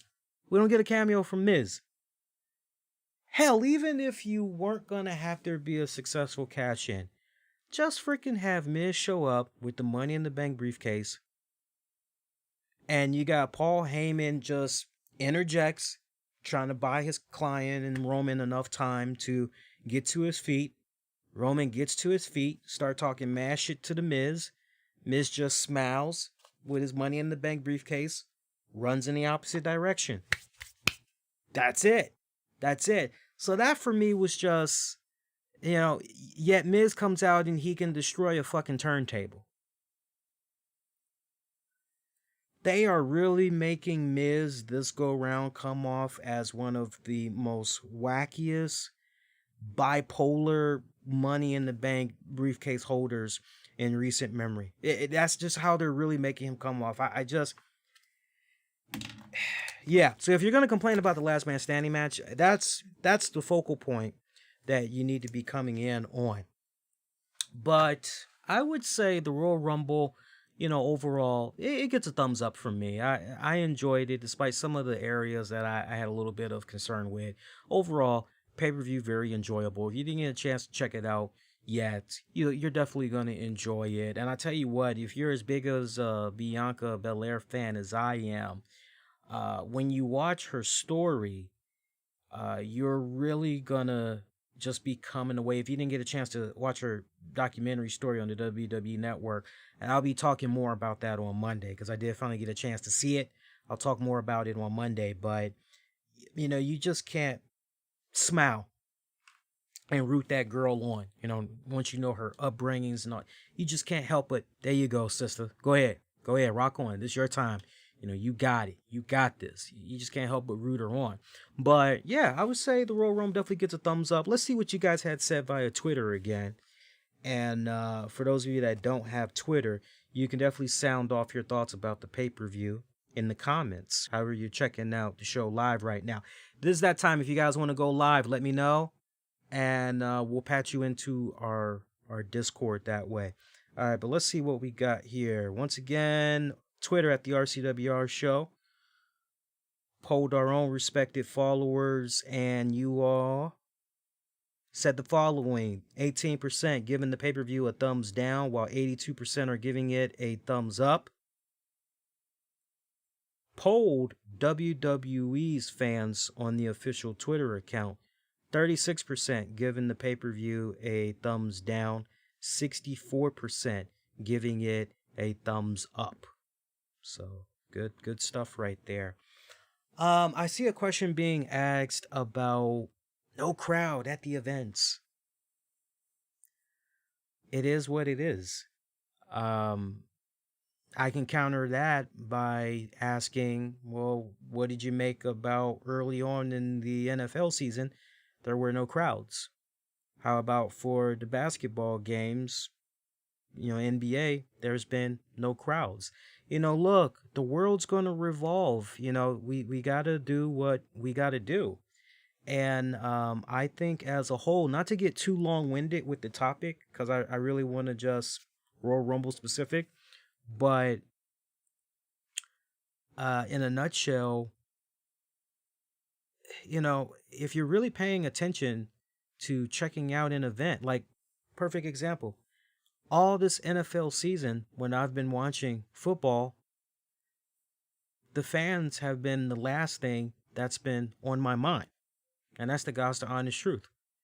Most times when I'm watching a football game, or I'm watching a basketball game, or I'm even watching wrestling, most times I have my volume down, closed captioning on, and I've got music playing in the background while I'm watching what I'm watching.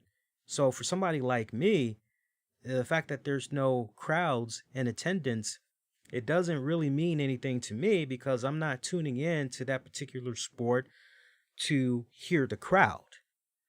To each its own, but I know that, at many points, some folks feed off of the crowds, because you want to have that feeling like you're actually there, that you're actually participating with those people that are live in attendance and everything.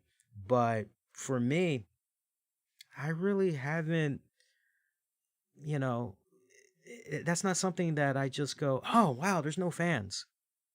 I think the real question we should be addressing is, how do we like some of these wrestling promotions? What do we make of the NFL? What do we make of insert your favorite sport? What do we make of them playing around with the audio and, they're trying to make it seem like there's a crowd and, I think that's the real question that we should be bringing up. And I mean, as long as it doesn't exactly come off like freaking overkill in some type of way, that is, if you're paying attention to it, and it's not too distracting. You feel where I'm coming from. But, for me personally, I could care less about, no crowds at the events. I mean, we obviously know why it's happening, and it's happening for, safety measures and all that until, everybody has gotten their shots and all that. Now, look, not for nothing, but WWE, they did say they can't wait. This year's WrestleMania, as a matter of fact, it's going to be a limited number of fans that's going to be in attendance. I'm sure all wrestling promotions, I'm sure all major sport entities, all the respected industries in regards to sports, I'm sure they're going to be paying attention and, okay, what works, what doesn't work, and pretty much learn from there. You feel where I'm coming from? And yeah, DJ, I agree. No Keith Lee, but we got the fucking Hurricane in there. Yeah. I love Hurricane, but that was kind of weird that that there was no Keith Lee in there. Really weird. Faithful Baller. Royal Rumble this year was not very good. I know Edge won at number 1, but it's never happened. But other than that, the only good return was Carlito, and it was not even very good. Very true. And again, it just kind of follows up on what we were talking about earlier, in which the way Carlito made his return, he was off to a good start, but to have him be eliminated by Elias was pretty lackluster when it's all said and done. Yeah. Zach Christian returns tonight was the same city that he won his first world title at Extreme Rules 2011 in Tampa Bay. Well, that's some good trivia for you guys in case something like that ever pops up down the road. How would I rate this Rumble with others? That's kind of unfair. That's really kind of unfair to ask that question, because there's so many layers to that. And I'm not going to be long-winded with this, because I see at this point, how long we've been on the air now recording? All right, we've done about an hour and 50. All right, so this will pretty much be like about an hour and 53 minute of a post show, and I'm okay with that because we definitely want to keep this under 2 hours. That's a bit unfair of a question, and I'll explain just in a nutshell the reason why. Because this was a Royal Rumble unlike any other when you really stop and think about it. We're still dealing with the ramifications of almost 500,000 lives, 500,000 lives lost due to this just terrible disease, this terrible COVID. So WWE has been doing its very best that they've been able to do under the circumstances. So I personally, teach its own, but I personally would not take this Royal Rumble and even try to compare it to last year or other Royal Rumbles. This Royal Rumble itself is, for me personally, in its own respected, it's its own isolated thing. And I just have to look at it for what it's worth at face value. And as I said earlier, for me personally, I thought it was okay. A couple of areas could have been, and we already had pretty much talked about that, but no, would not compare this Royal Rumble to other Rumbles. I just would not. See what else we got here. See, WrestleMania 37 is on April 10th, and April 11th, Edge retired on April 11th, 2011. Now, 10 years later, could win the World Championship at WrestleMania. Exactly. Funny how things come full circle, is it not? Very, very interesting how things come full circle. Let's see here. Not a fan of Edge winning, to be honest. Don't think he needed it. I would have preferred to see Bryan or Big E versus Roman Reigns. Yeah, I think now, though, we're most likely going to be getting Edge versus Roman Reigns. I really hope that's the direction we're going. Edge versus Roman Reigns. That would be mega fucking badass. But then that leaves the question, well, shit, what happens with Drew McIntyre? What's going to happen there with Drew? Marinate on that one. We'll follow up on Monday. Let's see what else we got here. Just scrolling through the rest of the comments here.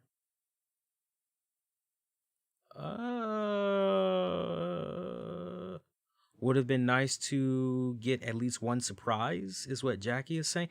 God damn, how many more surprises do you need? I think you got to be more specific in regards to what you're saying there. Because, I mean, as far as surprises go, Shotzi Blackheart from NXT, Toni Storm from NXT, Jillian Hall, WWE legend, whether you all think of her as a legend or not, Mickie James making her return, Victoria making her return there. So some nice little surprises there. If you mean it would have been nice if there was at least one really cool surprise for the men's side of things. Oh, hell yeah. Hands down. By the way, kudos to WWE for incorporating NXT into the Rumble. I thought that was a very smart move. Why not? Makes all the sense in the world. Why not? You want to highlight those faces anyway, because after all, those are the future faces for tomorrow. You know, eventually we're going to be seeing the Shotzi Blackhearts, the Rhea Ripleys, see who else? The Toni Storms. We're eventually going to be seeing these people and more get the call ups to the main roster. So it's good. It was good. It was good what they did tonight. Love the fact that they incorporated them, gave them a nice little opportunity to shine there. Even Dakota Kai, a great opportunity for them to shine and get their names recognized, get their brands. You know, look, when it's all said and done, you know, I think was probably going to be the biggest oversight of this year's Royal Rumble. You know, so many people are so, oh, where was this person? Oh, it would have been nice had this person return. Oh, it would have been nice had that person return. Oh, it would have been nice if we would have seen this person. Oh, it would have, you know, the one thing I'll say about WWE, whether some people want to give it to them or not, there has always been a decent amount vocal group of people that have said, nah, man, WWE just needs to be about those that's been busting their ass the whole 365 or whatever the new number is. They've pretty much been there working day in, day out. They've been showing up. They deserve that spot. Rumble time. They deserve to be incorporated in the show. And when you really kind of take a step back and think about it, all of your favorite people, I'm still wondering what the hell was going on there with Keith Lee, but you know, all your favorite people, pretty much, Aleister Black is another one, but for the most part, all of your favorite people stretched across SmackDown, NXT, and Raw were somehow incorporated in the Rumble tonight. You know, so you kind of got what you had wanted when you really stop and think about it. You know, it was good. It was good when it's all said and done. Want to take this time out. I want to thank our Patreon members, patreon.com/RCWR show. Check out bonus audio video content you won't be able to find anywhere else on those respected avenues. Shout out to Anthony DeBlasi, Don Tony, shout out. How about that? Yes, Don Tony is one of our Patreon members. If you aren't a Patreon member, take a cue out of his page. He likes our content. Sign up. $5 a month. Shout out to Freddie. Shout out to Gino Morgan. Shout out to J.D. Davis. Shout out to Justin Ripstock. Shout out to Michael Wolf. Shout out to Tony being gaming. He went the very latest in all things Marvel Strike Force, Marvel Ultimate Alliance 3, Marvel's Avengers, tips, tricks, news, walkthroughs, and reviews. He's got the hookup. He's on YouTube, and he's got a Patreon paywall as well. Next edition of the RCWR show is going to be dropping on Monday, February 1st, 2021. I'll be live as soon as WWE Raw goes off the air. So tune in for that. That's going to be a fantastic show. And then the next show after that, just giving you guys some heads up here. The next show after that, I will be back live on Wednesday night yet again, because I have another Wednesday night off from work. So I will be back with you guys yet again. So tune in for that. I will be talking NXT, AEW. We'll also talk some ROH, MLW. So tune in for that. That's going to be a fantastic show. If you're going to be waiting for the audio version of this, I should have it ready to go in about a half hour. It'll be available wherever you get your podcasts, wherever podcasts you listen to. You know your podcasts. Wherever good podcasts are found. That's where we pretty much are. As you make your exit, please smash the like button, especially if you're watching this on YouTube. It helps the YouTube algorithm gods out big time. Lets them know you had enjoyed the content. It helps them do a better job in recommending our channel and content to folks. All right. Appreciate all of you that had stayed up with me live, checking out this post show. And yeah, hey, look, I talked long enough. I tried to give you guys an opportunity to call into the show, but I see right now, based on the polling results, no, you guys just just leave, just give it to us. Don't worry about opening up the phone lines right now. I'm okay with that. Whatever makes you guys comfortable. Remember, I'm pretty much here for you guys. So I kind of like that that we were able to do this. Hopefully you had a good time. And remember, less than 24 hours from now, we're going to be right back here again talking WWE Raw Fallout, sprinkling some more headlines, non-wrestling related stuff, and more. You know how we do it on the Monday night show, so tune in for that. Get at me on Twitter, Facebook, Instagram. Use keywords, the RCWR show. Till next go round, wishing all y'all to be safe. Most importantly, be kind to one another. See you next go round. Take care.